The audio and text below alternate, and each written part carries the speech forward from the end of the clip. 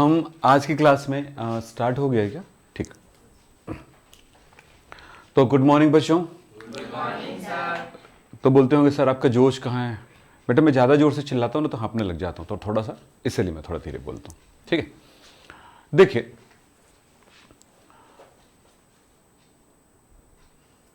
आज का तो आसान है यार, एकदम यार। हमने पढ़ा अभी तक परमाणु कैसा होता है, ठीक है। हमने क्वांटम नंबर भी पढ़ लिए थे, लेकिन क्वांटम नंबर को इससे पहले पढ़ना चाहिए था, यानी बाद में पढ़ना चाहिए था, बहुत बाद में। एक्चुअली टॉपिक वैसा ही है, लेकिन फिर भी हम थोड़ा सा आगे पीछे इसलिए करें हैं कि आपको समझने में आसानी हो कोई बात। तो जो कल देखे थे मुख्य क्वांटम संख्या, इसकी खोज जो किया था वो निल्स बोर था। एक प्रयोग के आधार पर किए थे उन्होंने। एक प्रयोग किए कि हाइड्रोजन गैस में जैसे कि हमको पता चल गया था कि एक इलेक्ट्रॉन होते हैं, तो हमने हाइड्रोजन गैस का उपयोग किया। हाइड्रोजन गैस को हाई एनर्जी दिया गया, बहुत उच्च ऊर्जा दिया गया, तब उनमें से एक विकिरण निकलती, प्रकाश निकलती। किससे? हाइड्रोजन से। उस प्रकाश को उन्होंने प्रिज्म से गुजारा। जब वो प्रकाश को प्रिज्म से गुजारा तो उन्होंने देखा कि कई लाइनें नजर आती हैं, ठीक है। लाइन मतलब आप जैसे स्पेक्ट्रम, ये सूरज की रोशनी को जब देखते हो तो कैसा दिखता है ना, विबग्योर दिखता है ना, वायलेट, इंडिगो, ग्रीन, ब्लू, ऐसा दिखता है ना। तो ये कैसे दिखेगा? एक के बाद एक मिक्स हुआ दिखता है, जैसे इंद्रधनुष देखते हो उस तरह का, एक दूसरे से मिला हुआ। लेकिन यहां पर ऐसा नहीं दिखा। उसको क्या दिखाई दिया? अलग अलग लाइनें दिखाई दी। अलग अलग लाइनें मतलब क्या हुआ? वो लाइन किस चीज की हो सकती है, इन्होंने सोचा और अपना जवाब उन्होंने दिया। तो वो लाइनों के बारे में बात करते हैं। और लाइन भी कई लाइनों के गुच्छे हुआ करते थे, अलग अलग, बीच में गैप, पूरा ब्लैंक, फिर उसके बाद फिर से लाइनें और गुच्छे, ठीक है। इस तरह की चीजें दिखाई दिया। पहले में तो सिर्फ एक ही लाइन दिखाई दिया, लेकिन दूसरे में आगे जाकर के प्रयोग में पता चलता है। तो वो सारी चीजें मैं आपको यहां पर बताने वाला हूं। आपको एक दिन पहले एक शब्द बोला गया है, लाइमन, बामर, पाश्चन, ब्रैकेट, फुंड। याद करके रखना बोला था मैंने। हाँ, तो याद है? चलिए आप बोलो बेटा। लाइम नहीं बेटा, लाइमन। याद हो गया है ना आपको? सबको याद है? आप बोलो बेटा। नहीं, आप तो बोल दोगे, आप भी बोल दोगे मुझे लगता है, तो दोनों के दोनों बोलो। चल आप बोलो। ब्राह्मण नहीं, लाइमन, बामर, पाश्चन, ब्रैकेट, फुंड। चलिए हाँ, जल्दी करें जल्दी, क्योंकि ये शब्द याद ही नहीं रहेगा तो कैसे काम करेंगे हम। कहीं कीड़े मकोड़े तो नहीं यहां पे?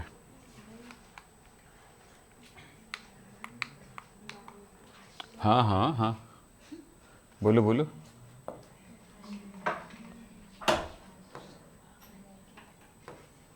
कुछ लाइमन, बामर, पाश्चन, ब्रैकेट, फुंड। बोलो जल्दी से बोलो, बोलते रहो बोलते रहो। अच्छा,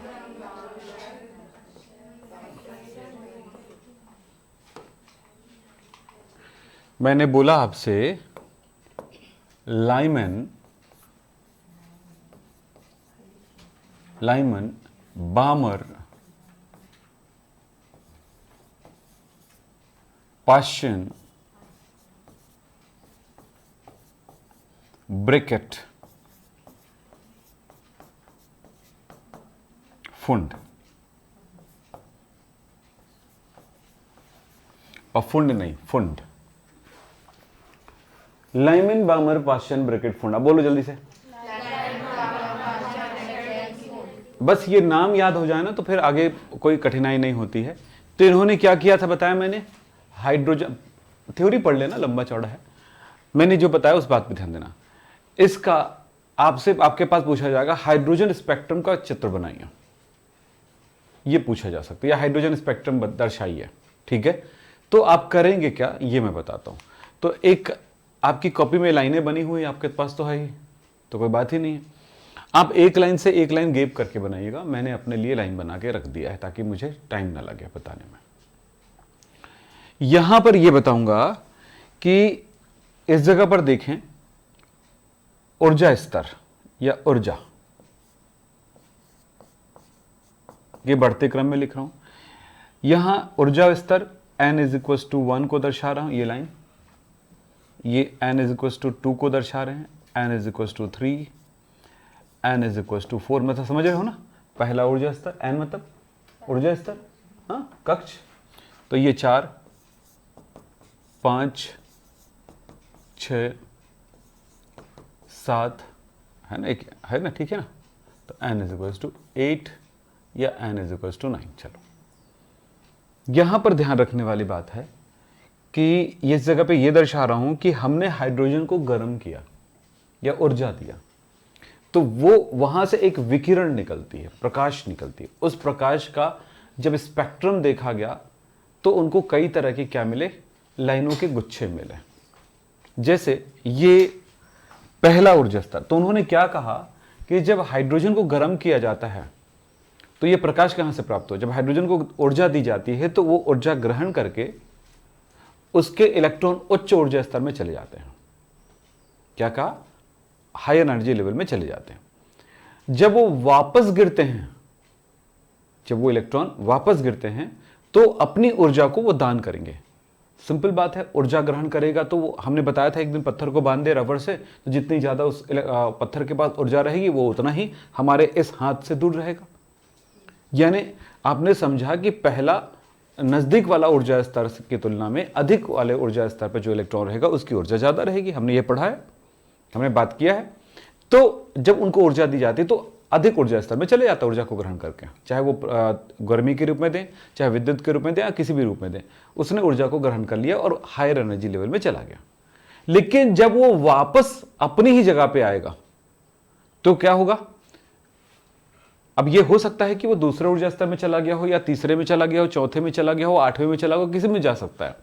तो जब वो वापस अपने ऊर्जा स्तर पे आएगा, क्योंकि कोई भी पदार्थ हो अपनी नॉर्मल पोजीशन में हमेशा रहना चाहेगा, समझ रहे हो, तो वो कुछ समय तक रुक करके वापस आ जाता है।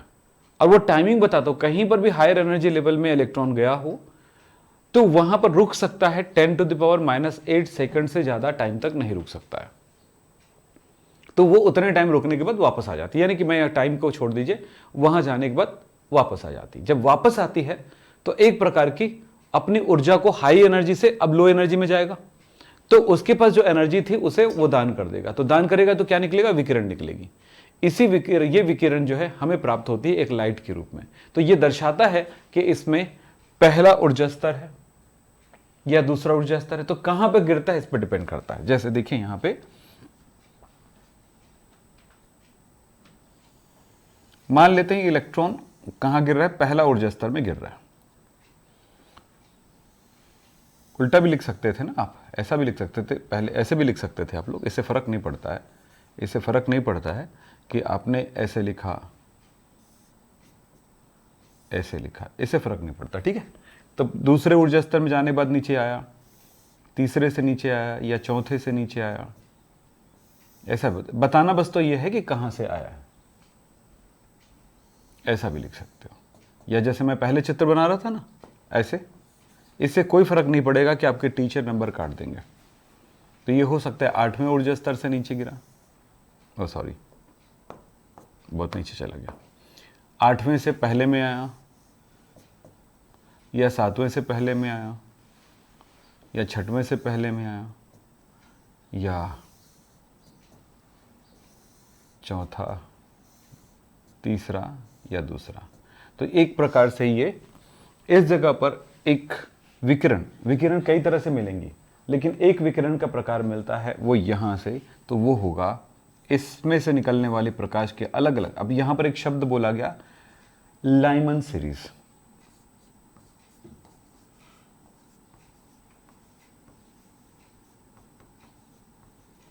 यहां से निकलने वाले प्रकाश जो होती है, पहले उच्च ऊर्जा स्तर से निम्न ऊर्जा स्तर में जब गिरता है, पहले ऊर्जा स्तर में गिरता है, तो वो किरणें जो होती हैं वो अल्ट्रावायलेट किरणें होती हैं।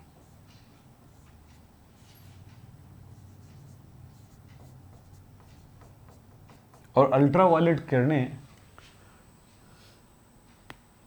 कहीं से भी आए ना, पहले ऊर्जा स्तर में गिरता है तो कौन सी किरणें होगी, अल्ट्रावायलेट होगी। अल्ट्रावायलेट किरणें होगी, इसमें अलग अलग देखिए, अलग अलग ऊर्जा स्तर से गिरने से बहुत सारे अलग अलग प्रकार के विकिरण मिले जिसकी तरंग दैर्ध्य थोड़े अंतर हो सकते हैं, लेकिन वो सारे तरंग दैर्ध्य किससे रिलेट करता है? अल्ट्रावायलेट से।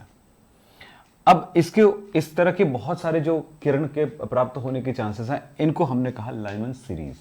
इसको क्या कहेंगे हम लोग? Lyman series. इसी तरह से ये हो सकता है कि दूसरे ऊर्जा स्तर में गिरा, ठीक है। भाई यहाँ से मैं थोड़ा उल्टा बना रहा हूँ, आपकी बुक में थोड़ा उल्टा दिया है, मतलब मैंने बताया ना, दोनों में से कैसे भी लिख सकते हो। हायर एनर्जी लेवल 8 से या 7 से या 6, 5, 4, 3 से कहाँ गिरा? पहले में गिरा, सॉरी दूसरे में गिरा। दूसरा तो है ना, मैंने आपको अलग बताया, अब बताया ना, मेरे छोटा वाले को पहले बनाया, बड़ा वाले को उसमें बनाया गया, तो आप अपने हिसाब से आप देख लेना, इससे फर्क नहीं पड़ता ना। हम ये सिर्फ बता रहे कि हायर एनर्जी लेवल से नीचे में गिरा। तो यहां से निकलने वाली जो किरणें होती हैं लाइमन, फिर ये आता है, ये सीरीज को कहते हैं। इससे जो विकिरण विकिरण को दर्शाने के लिए हमने क्या दर्शाया? रेज है, वो तरंगे होती है विकिरण, तो इसलिए हमने ऐसे तरंग के रूप में दर्शाया। ये कौन सा होगा? लाइमन है। ये क्या होगा? हाँ, इसीलिए तो याद करवाया था, बामर।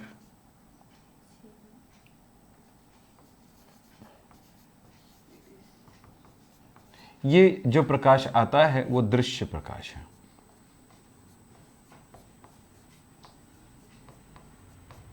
मतलब मुझे अगर किसी लाइट से, कहीं से बल्ब, किसी तरह से मुझे बिजली प्राप्त करना है, तो मैं क्या करूंगा? यानी सॉरी, बिजली बोलता हूं, प्रकाश प्राप्त करना है तो उस पदार्थ के इलेक्ट्रॉन को हाई एनर्जी पे ले जाऊंगा, ठीक है। कहां से? दूसरे ऊर्जा स्तर के इलेक्ट्रॉन को, और जब वो नीचे गिरता है तो प्रकाश मिलता है। समझ रहे? तो क्या हुआ होगा, अगर वो दीपक जल रही है तो दीपक में जो भी पदार्थ जल रहा है उसके जो परमाणु होते हैं उसके इलेक्ट्रॉन दूसरे ऊर्जा स्तर से हायर एनर्जी लेवल पे गया होगा, और जब वो नीचे गिरा तो हमें क्या मिला? दूसरे में वापस आया तो हमें मिला दृश्य प्रकाश, ठीक है। यहां से गया तो यहां पर गिरा, तो यहां पर वापस गिरा तो अल्ट्रावायलेट, यहां से हुआ यहां पर गिरा तो सेकंड में गिरा तो दृश्य। अब फिर कौन सा आएगा? लाइमन बामर। कौन सा सीरीज आएगा?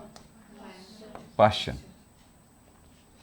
ऐसे बनाने में, बड़ा पहले लिखने में परेशानी होता है, पर चूंकि मैं आपको ये बताना चाहता था आपका दिमाग खोल के, तो थोड़ा उल्टा हुआ। अब कहां गिरा बेटा? तीसरे में। तो ये कौन सा होगा?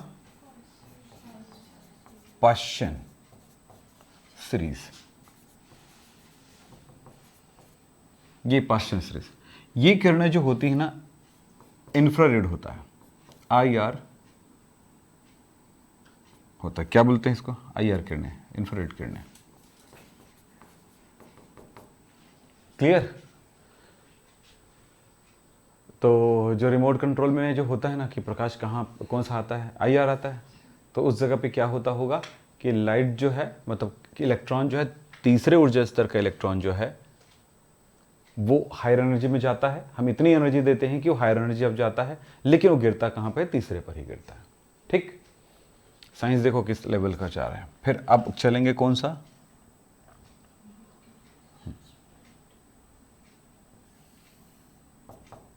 अब कौन सा सीरीज बनेगा? ब्रैकेट।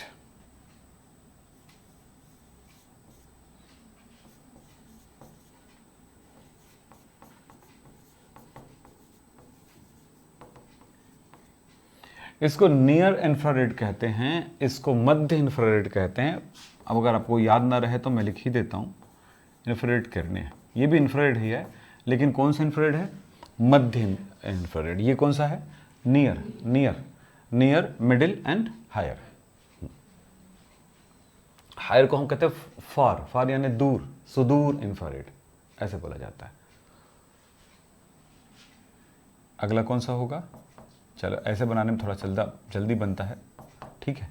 ऐसे बनाने में जल्दी बनता है ना, इसलिए मैं बता रहा हूँ, क्योंकि एक आ गया तो फिर उसका जस्ट करेंगे, इसलिए ऐसा। तो ये कौन सा होगा? लाइमन बामर पाश्चन, हाँ हाँ, ब्रैकेट फुंड। ये भी इंफ्रारेड ही होता है।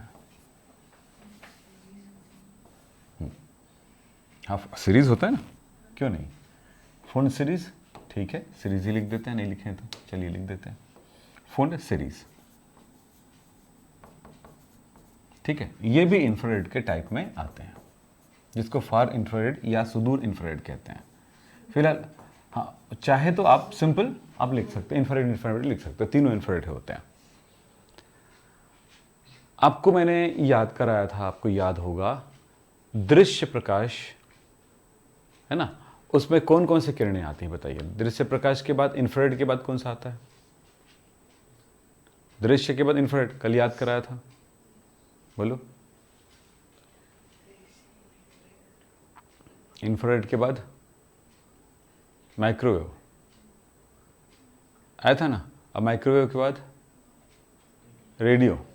हाँ, भूल गए, भूला मत करो ना। तब तो एक और मजेदार बात बताता हूँ, यहाँ तक तो आपको टीचर पढ़ाएंगे, एक लेवल मैं दे देता हूँ और आपको पढ़ना है ना। हमेशा 2 कदम एडवांस रहिए। इस सीरीज को कहा जाता है हम्फ्री। यहाँ पर जो सीरीज मिलेगी, हम्फ्री सीरीज।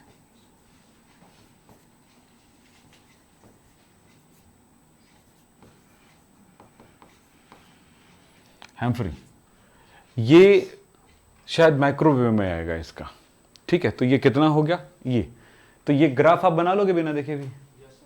याद क्या करना था, लाइमन बामर पास्चन बेकेट फुंड ही याद करना था। पहले में गिरा तो लाइमन, दूसरे में गिरा। हाँ, मैंने कहा ना उल्टा, ऐसे ऐसे इस टाइप से बनाना ना, ये क्योंकि जल्दी जल्दी बन जाता है। तुम्हारी बुक में ऐसे ही छपा है, और टीचर का तो जानते हो, हाँ, लोग जड़ ही बुद्धि रहते हैं। हाँ, नहीं, वो पढ़ाई नहीं पढ़ाई से फर्क नहीं पड़ता बेटा। टीचर ने, हम बताते हैं, हमारे स्कूल में हम लोग जब पढ़ते थे उस जमाने की बात। अब तो पढ़ाई बहुत अच्छी हो गई बेटा जी, आप लोग नहीं समझ रहे हो।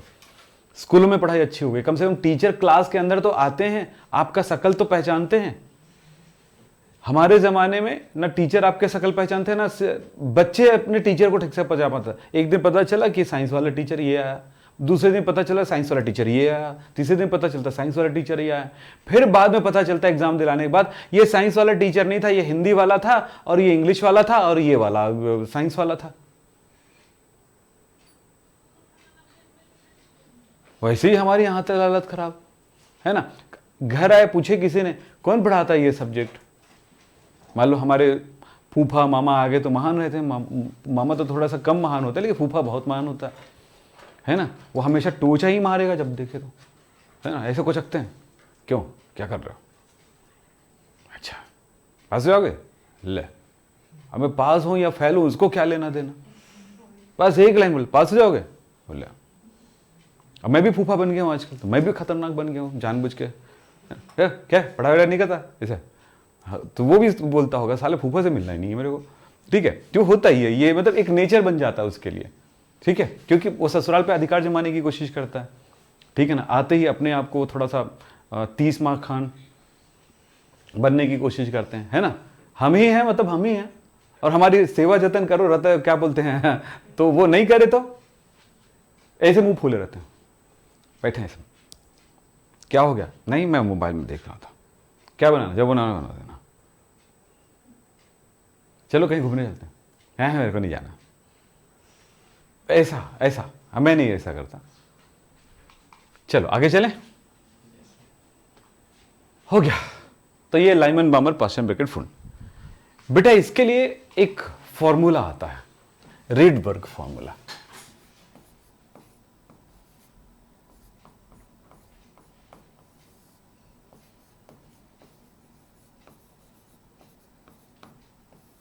रीडबर्ग समीकरण, nu bar is equal to R H 1/n1 square minus n2 square. या क्या क्या चीजें हैं आपको बता देता हूं। यहां पर ये फॉर्मूला याद रखना है, इसके न्यूमेरिकल करने हैं आगे जाके हमको, ठीक है। न्यू बार तरंग संख्या है, और मैंने कल आपको फॉर्मूला बताया था तरंग संख्या का, nu bar is equal to 1/लैम्डा, यानी कि तरंग दैर्ध्य का व्युत्क्रम क्या कहलाता है, तरंग संख्या कहलाती है। यहां पर एक आर एच मिल रहा है, आर एच जो है वो रीडबर्ग स्थिरांक कहलाता है। याद हो गया फॉर्मूला? वो लाइन का जो पैटर्न है वो याद रखना है विकिरण का, है ना। नेक्स्ट टाइम में आओगे तो मैं आपको बोलूंगा। देखो बेटा, तुम लोग ये सोच के चलो कि विक्रम सर एकदम स्ट्रिक्ट रहे तो अच्छा है, ये सोचना, समझ लो, क्योंकि जो टीचर स्ट्रिक्ट रहते हैं ना उसकी रिजल्ट भी अच्छे आते हैं। तो ये सोचो आप, ये क्या हो गया यार इसको, हाँ चलो ठीक है। तो ये रिडबर्ग स्थिरांक है, इसकी वैल्यू होती है 10, 9, 6, 7, किसी बुक में 7-7 दिया है, किसी बुक में 7-8 दिया है, ऐसे आपकी बुक में लिखा है 7-8 पर सेंटीमीटर। याद हो गया? 10, 9, 6, 7, 8 याद हो गया? कोई भी चीज कठिन नहीं होता है, उसको याद करने का तरीका बस देखना है, ठीक है। अब ऐसे याद करते 1, 0, 9, 6, 7, 8, वो तो गया। तो 10, 6 कहते 10, 9, 10 के बाद 9, 10 के पहले 9 आता है, फिर सीधा जंप करे 6 से आगे बढ़े, 6, 7, 8, 9, अरे 9 हो चुके हैं, मत करो, 9 हो चुका है, 6, 7, 8, 9, 10 है ना भाई। हाँ चलो एक बार बात इसलिए कर ले कि याद हो जाएगा। याद हो गया? हाँ, और बताते हैं भाई, क्या बताएं? N1 निम्न ऊर्जा स्तर,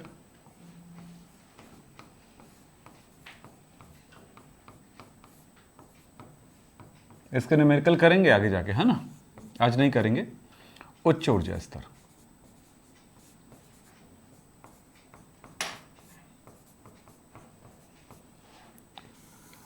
कल के रेट में आपको पूछा गया बामर सीरीज का रिडबर्ग फॉर्मूला क्या होगा, तो क्या जवाब देंगे? वाह,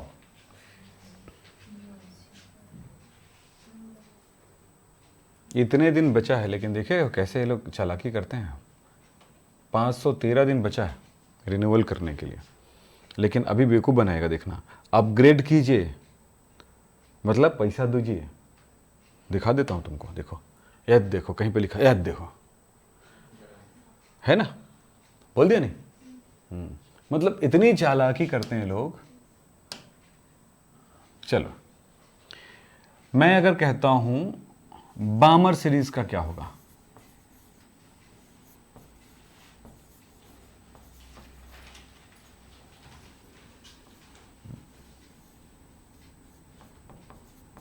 बामर सीरीज के लिए क्या होगा? सीरीज के लिए रिडबर्ग समीकरण,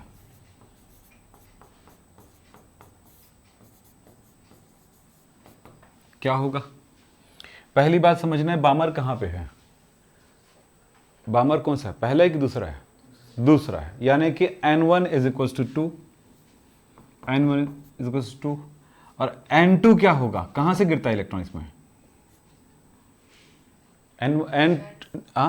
दूसरे ऊर्जा स्तर में गिर रहा है ना, पर कहां से गिर रहा है? तीसरे से, चौथे से, पांचवें से, छठवें से, सातवें से। तो इसका मतलब क्या हुआ? ये 3, 4 या 5 या 6 ऐसा होगा ना, ठीक। तो अतः इसका सूत्र क्या हो जाएगा? Nu bar is equal to RH 1/N1 की वैल्यू कितनी? 2 स्क्वायर माइनस 1/N2 स्क्वायर। सही है? N2 को तो हमने दर्शा ही दिया ना, अब N1 भी दर्शा दिया मत बोलिएगा, क्योंकि हमने सीधा वैल्यू रखा है N1 का। तो अलग अलग आंसर होगा। N2 का वैल्यू 3 रखेंगे तो वैल्यू अलग आएगा, 4 रखेंगे तो अलग आएगा, 5 रखेंगे तो अलग अलग वैल्यू आएगा। तो बहुत सारे वैल्यूज आएंगे इसके। चलिए साहब, हो गया?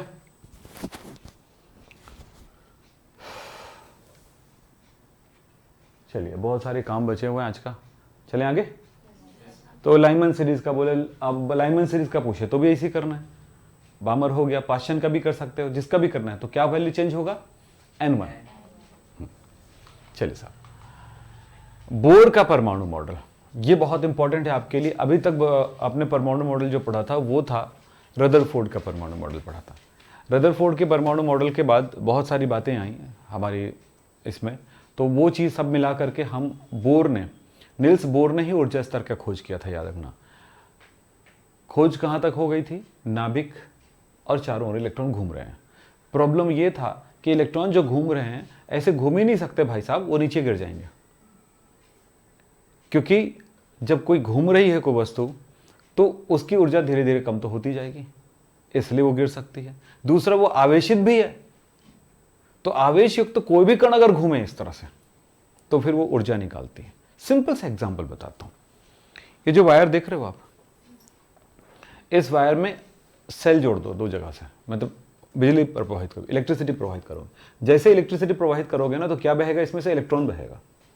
जब इलेक्ट्रॉन बहेगा तो इसके चारों ओर चुंबकीय क्षेत्र उत्पन्न हो जाएगा।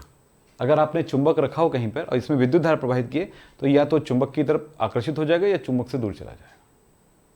अगर आपने इसी चीज को, सारे चुंबक को एक जगह इकट्ठा करना है, आप समझ में आई, हमने इसे कॉइल बना दिया, ठीक है, ऐसे, तब हम देखेंगे कि अब यहां पर चुंबक का तो ज्यादा पैदा हो गया, ठीक। अब इसके ऊपर लोहा डाल दिए तो लोहा चुंबक बन गया है, क्योंकि उसने सारे इससे निकलने वाले चुंबक को उसने ग्रहण किया। तो एक एन साइड एंड एक एस साइड मिल गया, तो दो पोल मिल गए। अब एक बात है, ये वायर है, इसमें आप करंट प्रवाहित कर रहे हो ऐसे ही, ठीक है। एक वायर ऐसे कॉइल करो और दूसरी जगह से आप इसमें वोल्टामीटर जोड़ दो या गैल्वेनोमीटर जोड़ दो। इसमें वायर में प्रवाहित कर रहे विद्युत, उसमें विद्युत मिलेगा, ठीक है, उसमें विद्युत मिलने लग जाएगा। तो क्या हुआ, उसी का प्रयोग करके हम ट्रांसफार्मर बनाते हैं। दोनों वायर जुड़े नहीं रहते हैं, इसलिए एक फायदा होता है कि इसमें जो करंट बह रही है, इधर से निकलने वाले करंट अगर वो लो वोल्टेज वाला है तो आप छूने पर करंट नहीं लगेगा। क्यों? क्योंकि इससे कोई टच ही नहीं है, वो इससे टच ही नहीं है वो इस इलेक्ट्रिसिटी से। तो इस तरह से क्या होता है, जो हमारे ये जितने भी चार्जर होते हैं, चार्जर को छूते तो करंट लगता है क्या? बिल्कुल नहीं लगता। क्यों नहीं लगता? क्योंकि उसे वैसे ही बनाया गया है कि वहां पर करंट को क्या किया गया, एक ट्रांसफार्मर से जोड़ा गया। ट्रांसफार्मर का काम होता है दो तरह के। एक तो काम होता है स्टेप अप, यानी कि ऊर्जा वोल्टेज को बढ़ाना, और एक होता है स्टेप डाउन, यानी कि वोल्टेज को घटाना। आपको बताते हैं, जो बिजली बनती है कहाँ पे, जो पावर सेंटर होता है वहाँ पे जो बनती है, उस बिजली को जितना वोल्टेज इसको मिलता है, बनाते हैं वो, उस वोल्टेज को ट्रांसफार्मर के द्वारा हाई वोल्टेज में कन्वर्ट करके हम तक भेजा जाता है। जो बड़े बड़े देखते हो टावर वाला वायर लगा हुआ है, वो लाखों वोल्टेज होता है उसका, ठीक है। फिर उसको एक ट्रांसफार्मर में डाल करके उसके विद्युत को थोड़ा कम कर दिया जाता है। तो 1100 वोल्टेज का 11 केवी बोलते हैं ना, 11, तो 11,000 वोल्टेज दिया जाता है। तो उसको गांव में भेजा जाता है। तो गांव के अंदर जगह जगह पे ट्रांसफार्मर लगे रहते हैं। तो 11,000 से अब उसको स्टेप डाउन करके भेज दिया जाता है 220 में, 240 में। सर ऐसा क्यों कर, बढ़ा भी रहे हैं घटा भी रहे हैं। एक्चुअली क्या होता है, डीसी करंट को हम ऐसे बढ़ा और घटा नहीं सकते। तो डीसी करंट की एक सबसे बड़ी प्रॉब्लम क्या है कि जब हम जैसे जैसे हम दूर जाते हैं ना, इसका प्रतिरोध की वजह से वो वहां तक जाते जाते करंट, उसका वोल्टेज डाउन हो जाता है। इस बात की खोज किया था क्या नाम है, एडिसन ने लाइट भी बनाया था, लाइट बल्ब बनाया था, आपको पता होगा, ग्रामोफोन बनाया था उन्होंने, हजारों उसके पेटेंट हैं, ठीक है। तो दूसरा है टेस्ला ने बनाया एसी करंट। एसी करंट इतनी बढ़िया है कि उसको हम स्टेप अप भी कर सकते हैं। स्टेप अप करने के बाद जब भेजते हैं ना तो जो लॉस होना हो जाता है, लेकिन जब आप उसको कन्वर्ट करते हैं तो बाहर में, यानी यहां पर करंट जो है उसका प्रतिरोध का प्रभाव कम पड़ता है। किस पे? एसी पर। लेकिन डीसी पर बहुत पड़ता है। ये फिजिक्स वाले टीचर पढ़ाएंगे, मैं क्यों पढ़ा रहा हूँ, लेकिन ठीक है, चलिए थोड़ी जानकारी रखना जरूरी है हर चीज़ के बारे में, क्योंकि ये ऐसी जानकारी जब होगी, आपकी फिजिक्स की जानकारी होगी तब केमिस्ट्री आगे बढ़ेगा, केमिस्ट्री की भी जानकारी होगी तो फिजिक्स आगे बढ़ेगा। ओनली फिजिक्स में आगे नहीं बढ़ सकते आप, बहुत अच्छा होशियार नहीं हो सकता, ठीक है। तो कोई भी काम, अगर आप केमिस्ट्री फिजिक्स मैथ्स जानते हो तो आप अपनी बायोलॉजी को भी समझ सकते हो, अपनी बॉडी का, ठीक है भाई। वो बायोलॉजी तभी समझ में आएगी ना जब आप इन सारी चीज़ों को जानोगे। फिलहाल आगे चलते हैं। सब मिलकर के ही बनता है बेटा विज्ञान। अब विज्ञान को अलग अलग ब्रांच में इसलिए बांटा गया है क्योंकि हम हर चीज़ को पूरा नहीं पढ़ सकते, तो हमें एक स्टेप दिया गया। अच्छा, फिजिक्स में भी एक ही पार्ट को पढ़ते हो आगे जा करके। इंजीनियरिंग कर रहे हो तो क्या आप सब कुछ देख रहे हो, उसमें एक खास पार्ट को ही पढ़ोगे। उसके बाद उस पार्ट के अंदर भी कई चीज़ें, जैसे कंप्यूटर साइंस में आ जाते हो तो कई पार्ट में बढ़ जाएगा वो। तो हर विज्ञान की कई शाखाएं होती है, जब डीप नॉलेज में जाते हो तो किसी एक शाखा को पकड़ते हो, ठीक है। जैसे एक आदमी क्या बोलते हैं, होम थिएटर बना रहे हैं, तो ये पूरा का पूरा उसका काम नहीं है। कोई प्रोजेक्टर पे काम कर रहा है, कोई प्रोजेक्टर के लाइट पे काम कर रहा है, कोई प्रोजेक्टर के स्क्रीन पर काम कर रहा है, कोई ऐसा काम है ना, अलग अलग हुआ सब काम। तो एक बात हुआ। इसी तरह से आप एक आदमी स्पीकर पे काम कर रहा है, स्पीकर की डिजाइनिंग पे काम कर रहा है, तो वो स्पीकर के अंदर ही जा रहा है, ठीक है। ऐसे हर स्टेप का अलग अलग बात है। और दूसरी बात है, एक आदमी जो बॉक्स का डिजाइन कर रहा है वो अलग पार्ट हो गया, स्पीकर का पार्ट अलग हो गया, बॉक्स का पार्ट हो गया, उसमें वायरिंग किस तरह के करने हैं, सर्किट वाला पार्ट, इस पे कोई दूसरा काम तीसरा काम कर रहा है। ये गहराई आती है। और ये मत सोचना कि उसके अंदर उसके नॉलेज इतना ही किया और स्पीकर बस तो है, ठीक था ना यार, ऐसा नहीं होता। नॉलेज उसकी गहराई होती है। चलो आगे बढ़े। हम बात कर रहे थे यहां पे, तो कहां पे चले गए हम लोग, बोर के कॉन्सेप्ट की तरफ। तो बोर के कॉन्सेप्ट में ये धारणा आती है कि जो इलेक्ट्रॉन जो था इसमें हमने क्या बोला था, दोष बताया था कि गिर जाएगा नाभिक में। रदरफोर्ड का देखो एग्जाम में प्रश्न आएगा, 100% श्योर है ये प्रश्न आपके यहाँ आना, अक्सर आते ही हैं कि रदरफोर्ड का परमाणु मॉडल क्या है, उसके दोष क्या है, ये पूछे जाते हैं आपके यहाँ, ठीक है। ये हाइड्रोजन स्पेक्ट्रम कहीं कहीं किस किस स्कूल में आते हैं, लेकिन आता जरूर है ये भी, जो मैं भी बताया। बोर का मॉडल आ सकता है, नहीं आ सकता, मैं इसकी कोई जानकारी नहीं दे सकता, आपके स्कूल पर डिपेंड करता है, आपके टीचर पर डिपेंड करता है कितना वो पढ़ाते हैं। तो बोर का मॉडल, बोर ने क्या क्या कहा उसको जरा समझेंगे। बोर ने यहां तक एक हाइड्रोजन का स्पेक्ट्रम तैयार किया, उससे यह पता चला कि यहां पर क्या मिला बेटा, अलग अलग ऊर्जा स्तर पे यह इन्होंने कई तरह के प्रकाश मिला, मैंने कहा। और वो कई तरह के जो प्रकाश मिलते हैं, ये जो अलग अलग प्रकाश मिलते हैं, वो प्रकाश क्या है, क्यों प्राप्त हुआ हमें हाइड्रोजन को जब मैं गर्म करता हूं और इस तरह के उनसे विकिरण मिलती है, अगर इस तरह के कई लाइटें मिलती हैं तो ये क्यों मिला, इस बारे में बोर ने अपनी धारणा रखा और उसके अनुसार कहा कि इलेक्ट्रॉन जो है नाभिक के चारों ओर नहीं घूम रहे होते हैं ओनली, वो अपनी एक कक्ष में घूम रहा होता है, एक अपनी कक्षा में घूम रहा होता है, जिसको हम ऊर्जा स्तर कहते हैं। तो यही बातें हम यहां पर कहते हैं। बोर ने 1913 में, 1911 में रदरफोर्ड ने काम किया था, आपको याद है ना, जब उनकी दोष का निर्धारण हुआ तो फिर इन्होंने अपने प्रयोग किए। तो 1913 में अपना, देखो यहाँ पे 1913 में कौन है, रदरफोर्ड, निल्स बोर, दोनों मिलकर के काम किया। निल्स बोर, रदरफोर्ड उस जगह फेल हो गए थे, बता रहे हैं आपको, लेकिन यहाँ पर दोनों का नाम क्यों आया, आप अक्सर देखिए बोर का ही नाम आता है, बोर का मॉडल कहते हैं, निल्स रदरफोर्ड का नहीं कहते हैं। उनका सहयोग रहा किसमें, रदरफोर्ड का, बाकी काम तो निल्स ने कहा, निल्स बोर ने। अच्छा, कोई भी वैज्ञानिक का नाम जो आता है ना बेटा, ये मत सोचना कि वो अकेला आदमी उस काम को करता होगा, उसका पूरा टीम का नाम टीम होता है। तो ये बात याद रखना, हम एक निल्स बोर को भले ही हम जगह दें या किसी भी इंसान को जगह दें, लेकिन उसका टीम का नाम आएगा। इसके किसका नाम आता है, हमेशा टीम लीडर का ही नाम आता है। जैसे एपीजे अब्दुल कलाम ने जाकर के पोखरण में उन्होंने मिसाइल का वो नहीं कर डाला, परीक्षण नहीं कर डाला, ठीक है, परीक्षण वो अकेले नहीं किया, उसकी पूरी टीम के द्वारा हुआ। नाम क्योंकि लीडर था तो इसका नाम आएगा, ठीक है। कोई भी काम देश का, इस देश का नाम आएगा तो किसका नाम लेते हैं, मोदी है। इंडिया आम जनता भी तो चला रहा है क्या देश, मैं चला रहा हूँ ना, 2.5 लाख रुपए देता हूँ हर महीना टैक्स, चला रहा हूँ कि नहीं चला रहा हूँ, चला रहा हूँ ना, हर महीना 2 लाख रुपए ज़्यादा मामूली बात है, हाँ, तो दे रहा हूँ ना मैं। तो वैसे ही हर आदमी अपने अपने तरफ से, तुम भी दे रहे हो, साबुन खरीदे है ना, 100 रुपए का साबुन 18 रुपए दे के आ गए, किसको दिया, मोदी को दिया, मतलब मोदी को नहीं दिया पर देश को दिया, मोदी को कुछ नहीं दिया। तो अब मोदी हर चीज में अपना क्रेडिट लेता है, तो हम भी बोलेंगे तुम ही को दिया, तो बोलते नहीं ये कराया मैंने कराया, ठीक है, तो हम भी कहेंगे तुम ही को दिया, क्यों, सही बोल रहे कि नहीं। तो हर आदमी का अपना एक सहयोग होता है, ठीक। आप भी आए मेरे यहाँ क्लास में, तो जब आए तो मैंने आपसे भी जो पैसा लिया उसका मैंने उनको फिर दिया पैसा, ठीक है। तकरीबन 18 से 22% तक, मेरा 30% जाता है आप लोगों को, मतलब 100 रुपये जमा करोगे तो 30 रुपये मैं देता हूँ उनको, ठीक है। तो उनको 30 रुपये दे दिया मैंने, दिया ना। तो यही चीज़ है, आपको समझना है कि हमारा सहयोग उनको जा रहा है। अगर मैं वो पैसा मैं बोलता कि आप टैक्स को आप वहन करोगे, है ना, टैक्स को आप वहन करोगे, तब फिर मैं कहता कि आप दियो, अभी फिलहाल मैं ही दियो, ठीक है। फिलहाल समझ में आई बातें। तो काम ये समझना कि किसी वैज्ञानिक का नाम होता है तो समझना उसकी पूरी टीम का नाम है भैया, सलाम पूरी टीम को करना, ठीक है। चलिए आगे बढ़ूं, पढ़ाई शुरू करें। अब कुछ चीजें मैं पढ़ाया, Lyman bound question packet food याद हो गया, एग्जाम में आएगा, ठीक है। चलो अब आगे बढ़ते हैं, कोई ज्यादा चीज नहीं बचा, थोड़ा सा बचा हुआ है। इसमें क्या कहा देखिएगा, इसके आधार पर क्या हुआ। इस मॉडल के अनुसार परमाणु के केंद्रीय भाग में एक छोटा सा भाग होता है जिसे हम धन आवेशित वाला भाग, जिसको नाभिक कहते हैं। उसको चारों ओर वृत्ताकार पथ होता है जिसमें इलेक्ट्रॉन चक्कर लगाते हैं। एक छोटा सा क्या हुआ, इनके बारे में कंक्लूजन आया इसके में। तो ये कैसे और क्या है, कुछ आ रही है? चलो,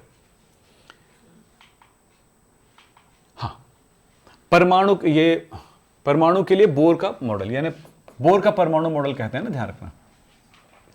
इन्होंने सबसे पहले लाइन क्या कहा देखिएगा, इलेक्ट्रॉन नाभिक के चारों ओर वृत्ताकार पथ में गमन करते हैं, ठीक है, जिसको क्या कहा जाता है, कक्ष कहा जाता है। हो गया, समझ में आ गया? सब तो याद है यार, कुछ बताने की जरूरत नहीं है। दूसरी बातें अब याद रखना, किसी भी कक्ष की एक निश्चित ऊर्जा होती है। क्या बात बोला मैंने? किसी भी कक्ष की क्या होती है, एक निश्चित ऊर्जा होती है। किसी भी कक्ष की क्या होती है, एक निश्चित ऊर्जा होती है, इस बात को ध्यान रखना। अतः उस कक्ष को क्या कहते हैं, ऊर्जा स्तर कहते हैं। किसी को ऊर्जा स्तर कहने का रीजन यही है, एनर्जी लेवल इसलिए कहा जाता है। तो नाभिक के चारों ओर कई वृत्ताकार पथ, इन पथों को हमने कहा कक्ष यानी ऑर्बिट। इसको हम स्मॉल n से दर्शाते हैं, तो ये क्या होगा, KLM, ठीक है, या इसको 1 2 3 नाम देंगे। चलिए साहब, ऊर्जा स्तरों को क्रमशः 1 2 3 4 या KLMNOP QRST UV WXYZ बोल सकते हैं। चलिए साहब, तो क्लियर, वृत्ताकार पथ होता है, निश्चित ऊर्जा होती है, याद होगा XYZ। ठीक, फिर बात करते हैं निश्चित ऊर्जा स्तरों में घूमते हुए इलेक्ट्रॉन का ऊर्जा न तो क्षय होता है न ही वृद्धि होता है, ना ऊर्जा कम होती है ना। अगर किसी ऊर्जा स्तर में अगर इलेक्ट्रॉन घूम रही है अपने ही ऊर्जा स्तर में, तो उसे ना ऊर्जा लेने की जरूरत है ना देने की जरूरत है। इस तरह से ना ऊर्जा लेती है ना देती है, उसकी ऊर्जा निश्चित होती है। जब तक इलेक्ट्रॉन ना ऊर्जा ले ना दे तब तक अपनी कक्षा में घूमता रहेगा। तो इस तरह से स्थायी हो गया फिर परमाणु। जैसा बोले थे कि नीचे नाभिक में गिर जाएगा, नहीं गिरेगा। तो यहीं से क्वांटम थ्योरी आया बेटा, देखना। विशिष्ट ऊर्जा स्तरों में घूमते हुए इलेक्ट्रॉन की ऊर्जा निश्चित होती है। आपने सीढ़ी देखा है, सीढ़ी ऐसे बोलो, और आपने स्लोप देखा है?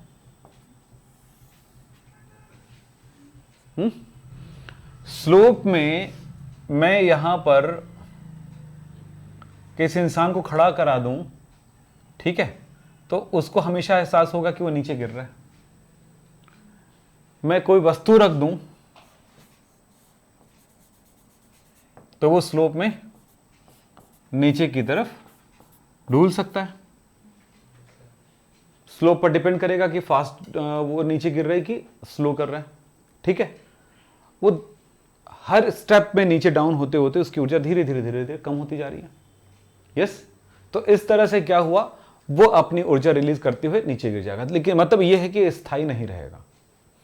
तब जब रदरफोर्ड ने यह कहा था कि इलेक्ट्रॉन जो है बाहर घूम रहा होता है, तो बिल्कुल स्लोप की तरह कहानी हो गई कि वो उसकी ऊर्जा धीरे धीरे कम होती जाएगी और नीचे गिर जाएगा। लेकिन जब रदरफोर्ड ने कहा कि एक इलेक्ट्रॉन जो ऊर्जा स्तर में घूमती है, तो उसकी हर एक स्टेप की अपनी एक ऊर्जा होती है, ठीक है। तो अगर मान लो यहां पर कोई वस्तु रख दूं तो क्या होगा, नहीं गिरेगा। सोचो जरा, हां, इसी तरह से वहां से उतार के मैं इस जगह वहां से निकाल कर कैसे लुढ़का दूं उसको धक्का लगा के, और यहां पे गिर जाए तो यहां पर भी अटक सकता है। लेकिन यहां से मैंने जब धक्का लगाया तो यहां से जैसे धक्का लगाया सीधा नीचे जंप मारा, एक स्टेप तुरंत नीचे गया। तो जब तुरंत गया मतलब इनके बीच में जो ऊर्जा थी, इन दोनों के बीच में जो ऊर्जा में अंतर था एनर्जी का, वो ऊर्जा एकाएक रिलीज हो गई, खत्म हो गया। या फिर अब नीचे गिरे तो फिर वैसे ही। तो हर स्टेप में एक निश्चित मात्रा में ऊर्जा रिलीज होती है। लेकिन इसमें क्या होता है, हर पार्ट में ऊर्जा रिलीज हो रही, थोड़ा थोड़ा थोड़ा थोड़ा थोड़ा थोड़ा थोड़ा थोड़ा थोड़ा, ठीक। तो जब एकदम थोड़ा थोड़ा ऊर्जा रिलीज हो रही है स्टेप बाय स्टेप, यहां पर स्टेप नहीं आ रहे, तो ये क्या होता है, ये सतत ऊर्जा का क्षय हुआ। लेकिन यहां पर ऊर्जा का स्टेप बाय स्टेप क्षय हुआ। एक निश्चित क्रम में क्षय हुआ। तो इसलिए ये यहां पर जन्म जन्मांतर तक भी रह सकता है ना। या इसको थोड़ी ऊर्जा मिल गई, थोड़े पुश हो गया, नीचे गिर गया। या मुझे ऊपर चढ़ाना है तो सोचो, इसमें ऊपर चढ़ाना यूं करके चढ़ा सकता है आराम से, यहां पर ऐसा नहीं चढ़ा सकता है। आपको कितनी ऊर्जा आपके पास एकदम एकाएक होना चाहिए, जब उठाओगे तब चढ़ा पाओगे। तो क्या समझ में आया? इसमें ऊर्जा का बढ़ना और ऊर्जा का कम होना स्टेप एक निश्चित ऊर्जा के पैकेट में, निश्चित ऊर्जा के पैटर्न में होता है।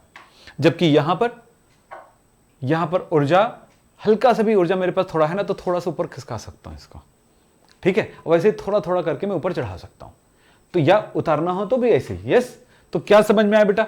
जब इस तरह के पैटर्न में होता है तो उसको कहते हैं क्वांटम। ये क्वांटम एनर्जी है। क्या कहलाता है ये? क्वांटम। और ये वाला कहलाता है सतत। तो ऊर्जा, क्वांटम ऊर्जा क्या होगा? ये हुआ क्वांटम ऊर्जा, और ये सतत ऊर्जा। तो क्वांटम ऊर्जा जो है ना, एक पैटर्न में गिरता है। इसीलिए क्या है, जब तक उसकी ऊर्जा एकाएक कम ना हो जाए तब तक वो नीचे नहीं गिर पाएगा, और एकाएक बढ़ ना जाए ऊपर नहीं चढ़ सकता है इसमें, समझ रहे हो। लेकिन इसमें क्या हो सकता है, वो रिलीज अपने आप कर सकती है धीरे धीरे धीरे धीरे। बिल्कुल ऐसे समझो ना, एक बोरी है, मैं अपने शक्कर लेने गए, एक बोरी में शक्कर लेके आ रहे, कहीं पर छोटा सा टोचा लग गया। साइकिल से ला रहे, घर पहुंच रहा हूं, यार पहले बहुत थकान लग रही है, अब हल्का लग रहा है। अब मतलब समझो क्या लग रहा है आपको? हल्का लग रहा है, बड़ा खुश हो रहे हो। अब मैं तो और आराम से चला सकता हूँ, और अच्छा चल रहा है, बढ़िया, वाह वाह वाह। जब घर पहुंचा था, बोरा बस है भाई साहब, मम्मी तो मेरी हालत खराब कर देगी। जब पीछे देखते तो पता चलता है सुई एक रास्ता बना हुआ है ना। उधर से सारी चींटियां आ रही हैं लाइन से, कहाँ तक जाता है, चलो देखते हैं, पहाड़ देखते हैं, है ना, ये सोच के कहाँ मिलेगा। तो समझ में आया, वो छोटे से क्या हुआ, होल से सब धीरे धीरे करके बह गए। लेकिन उसी शक्कर को छोटे छोटे पैकेट में, चाहे जितना भी बड़ा हो, एक पैकेट में डाल देते, बहुत सारे पैकेट के अंदर डाल करके उसको बोरी में डाल देते, और कहीं पर अगर छेद हो गया आपके बोरे में तो क्या होगा? हो सकता है एक गिरा, जगह बनाया और गिर गया टपक से, लेकिन रुक जाएगा थोड़ा। लेकिन हर स्टेप में क्या वो अपनी एनर्जी बना रहा होता है, तब वो गिर पाएगा, है ना। तो हो सकता है कि वो ना भी गिरे, इतनी एनर्जी होना जरूरी कि उस होल से गिर जाए। तो क्या समझ में आया? वो पैटर्न में गिरा है। तो वही है क्वांटम। तो क्वांटम और सतत को फर्क समझ में आया आपको? तो इलेक्ट्रॉन जो होता है वो कहां पर होता है? एक क्वांटम में एनर्जी देती है। आप समझ में आया? क्वांटम संबंधित मतलब होता है, क्वांटम मतलब एक ऊर्जा का पैकेट, एक ऊर्जा का एक निश्चित मात्रा। चलो ठीक है, बहुत सारी बात हुई। चलो, मैं सोचता हूं कभी कभी यार इतना नहीं समझाऊं यार, ये तो बच्चों को लिखाऊंगा तो रटेंगे, वैसे कौन सा दिमाग लगाएंगे वो, है ना। ये सोचता हूं मैं कई बार। जैसे स्कूल में होता था ना, हमारे स्कूल में टीचर आते थे, आज बोर का परमाणु मॉडल पढ़ाएंगे, लिखो, पढ़ाएंगे और लिखो में आता है, ऐसे बोला, आज हम बोर का परमाणु मॉडल लिखाएंगे, ऐसा बोलना चाहिए ना। क्या बोलते हैं? पढ़ाएंगे। मैं उस दिन पढ़ाया था ना, कहां पढ़ाए थे, लिखाए थे। जुबान चलाता है, ये जुबान नहीं चला रहा हूं, वो चलता है। आप जैसा किए तो उसका आपने गलत शब्द बोले, इसलिए। जैसे बोलते हैं रोटी पका रहे हैं, मैंने आज तक नहीं समझा कि रोटी पकाया नहीं जाता, रोटी सेका जाता है। गलत शब्द का उपयोग हो चुका है, सही नहीं। जा तो बेटा शक्कर लावे, शक्कर दुनिया में नहीं मिलता है, शक्कर मिलता है। सही शब्दों का उपयोग जरूरी है, ठीक है। पंजाबी लोग स्कूल कहते हैं, हम लोग स्कूल बोलते हैं, होता है स्कूल होता है। स्कूल स्कूल दोनों नहीं होता, स्कूल होता है। शब्दों का सही अर्थ करेंगे, सही मिलेगा, सही है नहीं? हाँ, चाहे रानू को बुला के लाना, रानू है ही नहीं है, रानी है, तुमने गलत बोला। तो ऐसा नहीं, इतना हर जगह पे ऐसे जुबान नहीं लड़ाना, है ना। लेकिन समझना यह है कि हम जब बोलें या हम जब सुने तो उसको सही तरह से समझें। ठीक है, आगे चलें। क्लियर? तो यहां पर लाइन पे ध्यान देना। अतः विशिष्ट ऊर्जा स्तरों में घूमते हुए इलेक्ट्रॉन की ऊर्जा स्थिर रहती है, निश्चित रहती है। ठीक, क्लियर हो गया? जब वो नीचे गिरेगा ये होगा तब वो ऊर्जा का लेन देन करेगा। तो ये बात क्लियर हो गई। तो इस तरह से इसको कहा गया इलेक्ट्रॉन की ऊर्जा क्वांटीकृत होती है। क्वांटीकृत समझ में आ गया? क्वांटम जो शब्द बताया, क्वांटम क्लियर है? आप उसको नहीं समझा पाओगे, अभी थोड़ा टाइम लगेगा, वीडियोस को देखना, फिर आपको समझ में आएगा मैं कैसे बात करूं क्वांटम के बारे में। ठीक है, अब ये लिखे हुए में नहीं समझ में आएगा, लेकिन यहां पर क्लियर हो गया क्वांटम क्या होते हैं। अब आगे चलते हैं, ये हो गया। अब आगे चलते हैं, इलेक्ट्रॉन के कोणीय संवेग के कुछ विशिष्ट मान होते हैं। यहां पर एक क्वांटम के बारे में थोड़ी जानकारी देता हूं।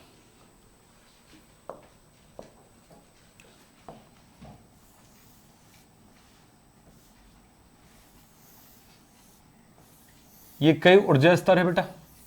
ठीक है, हर एक ऊर्जा स्तर के बीच में अंतर होता है एनर्जी का एच न्यू।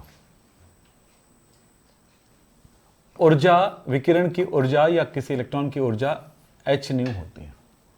हर एक ऊर्जा स्तर के बीच में कितने का अंतर है? एच न्यू का।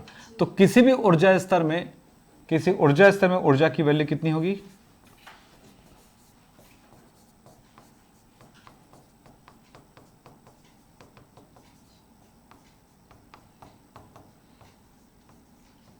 N H nu. मतलब यहां पर होगा एच न्यू, इसमें होगा 2h न्यू, इसमें क्या होगा 3h न्यू। यस, अगला ऊर्जा स्तर में 4h न्यू एनर्जी होगी। यानी यहां से यहां तक अगर इस इलेक्ट्रॉन को जब आती है तो वो h न्यू के बराबर ऊर्जा दान करती है, और यहां से यहां गिर गई तो 2h न्यू के बराबर। यानी कि अगर यहां से यहां जाना है इलेक्ट्रॉन को डायरेक्ट, तो उसके पास एनर्जी कितनी होनी चाहिए? 2h न्यू के बराबर होनी चाहिए। h प्लांक स्थिरांक, न्यू आवृत्ति होती है प्रकाश की। ठीक, प्रकाश की आवृत्ति। इलेक्ट्रॉन की कोणीय संवेग के बारे में बात करते हैं। इलेक्ट्रॉन का कोणीय संवेग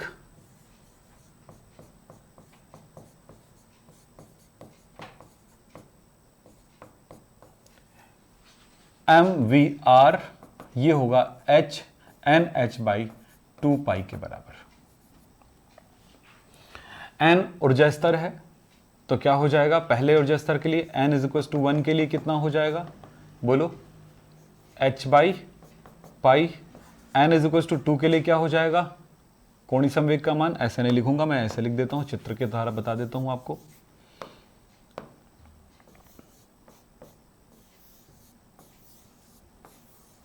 तो इसका वैल्यू क्या होगा? h बाई 2 पाई। दूसरे का कोणीय संवेग कितना होगा? बोलो, h बाई पाई। हाँ, तो h बाई पाई होगा 2/2 कर दिया। इधर क्या होगा? 3h बाई 2 पाई। इस तरह से इसका कोणीय संवेग होगा। ठीक, ये बात मैंने यहां पर दर्शाए हैं। यहां पर देखिए,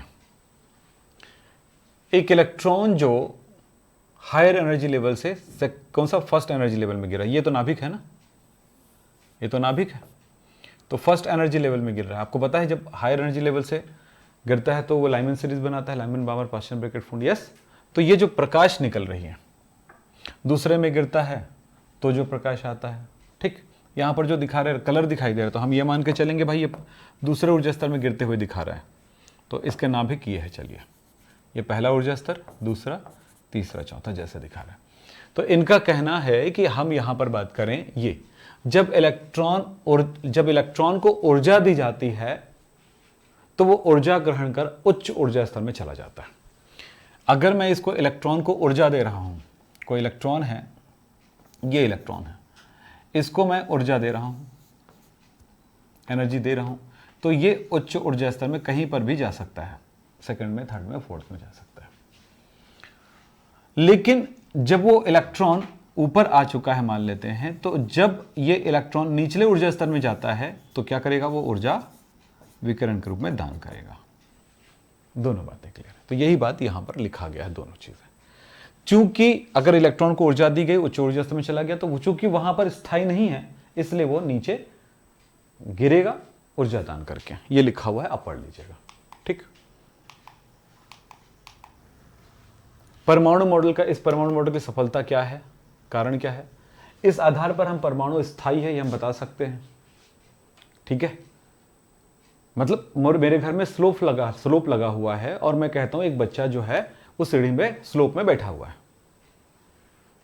ठीक है, मैं श्योर नहीं हूं आपको बताते समय कि सीढ़ी पर इस जगह पर बैठा हुआ है, जाके देख लो।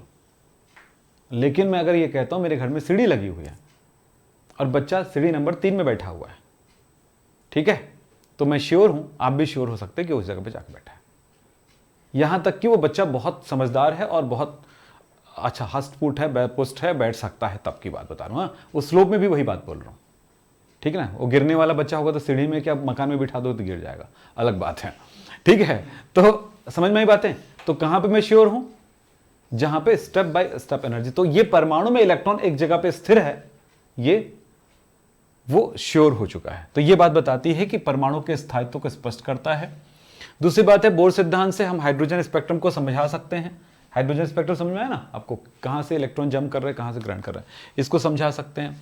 बोर त्रिज्या के मॉडल की गणना की जा सकती है, यानी कि किसी परमाणु के बोर त्रिज्या का मतलब होता है किसी ऊर्जा स्तर की त्रिज्या कितनी होगी। हम इसके बारे में बात करेंगे आगे जाके, कल की क्लास या परसों क्लास में। हाइड्रोजन स्पेक्ट्रम में विभिन्न स्पेक्ट्रम रेखाएं प्रकट होने को बता सकते हैं कि अलग अलग स्पेक्ट्रम रेखाएं कैसे प्राप्त हो सकती हैं। और एक बात हमेशा याद रखना, हाइड्रोजन या हाइड्रोजन जैसी स्पीसीज, यानी कि जिसमें एक इलेक्ट्रॉन होते हैं, ऐसे परमाणु या आयन जिसमें केवल एक इलेक्ट्रॉन होते हैं, उसी को समझाने में यह सफलता हासिल करता है। ये फिर बात करता हूं इसकी कमियां। इसकी कमियां क्या है, केवल एक इलेक्ट्रॉन वाले परमाणुओं के लिए व्याख्या करने में सक्षम रहा है। अगर किसी में इलेक्ट्रॉन ज्यादा है तो उस जगह पे ये बहुत सारे स्पेक्ट्रम प्राप्त होते हैं, तो उसको समझा पाना हमारे लिए मुश्किल हो रहा था इस सिद्धांत से। बोर का परमाणु मॉडल के अनुसार परमाणु की कक्षाएं वृत्तीय होती हैं, जबकि सोमरफील्ड ने यह बताया कि परमाणुओं की आकृति जो होती दीर्घवृत्ताकार होती। दीर्घवृत्ताकार क्या बोलते हैं, कक्ष, देखो वृत्ताकार मतलब ऐसे गमिंग कर रही है ना, और दीर्घवृत्ताकार मतलब जैसे फुटबॉल होता है वो एक तरह से दीर्घवृत्ताकार है, तो ऐसे बोल सकते हैं। बस ये हो गया हमारा। स्पेक्ट्रमी रेखाओं की तीव्रता की व्याख्या नहीं किया जा सकता। कोई स्पेक्ट्रम प्राप्त होता है तो कोई एकदम ज्यादा लाइट वाला होता है, ज्यादा इंटेंसिटी वाला होता है, कोई कम होता है। ये क्या कारण है, इस सिद्धांत के आधार पर हमें नहीं पता चलता है। इसी तरह से यहां पर लेकर परमाणु जैसे सोडियम के 2 स्पेक्ट्रम रेखाएं प्राप्त होती हैं, उनको यहां पर समझाना बहुत मुश्किल हो रहा है कि क्यों ऐसा प्राप्त हो रहा है। तो ये कुछ बातें हैं इस में, मतलब आपने मॉडल भी देखा, विशेषताएं भी देखा और दोष भी देखा, तीनों बातें हो गई। अब ये हो गया हमारा बोर मॉडल। हमने आज कुछ ज़्यादा ही चीज़ों को देखा है, तो सारी चीज़ों को आप देखिए। परमाणु के नाभिक को बोर ने स्थिर माना, लेकिन नाभिक अपने अक्ष पर भी घूमती है। ठीक है, इस बारे में बोर ने कोई जानकारी नहीं दिया था। तो कुछ कमियां हैं जो आगे जाकर के दूर हो जाएंगी, ये कल पढ़ेंगे। आज की क्लास यहीं पे समाप्त करते हैं। नमस्कार, धन्यवाद। कुछ होमवर्क दिया था वो बन गया, ठीक है, कल बात करेंगे। Okay, thank you.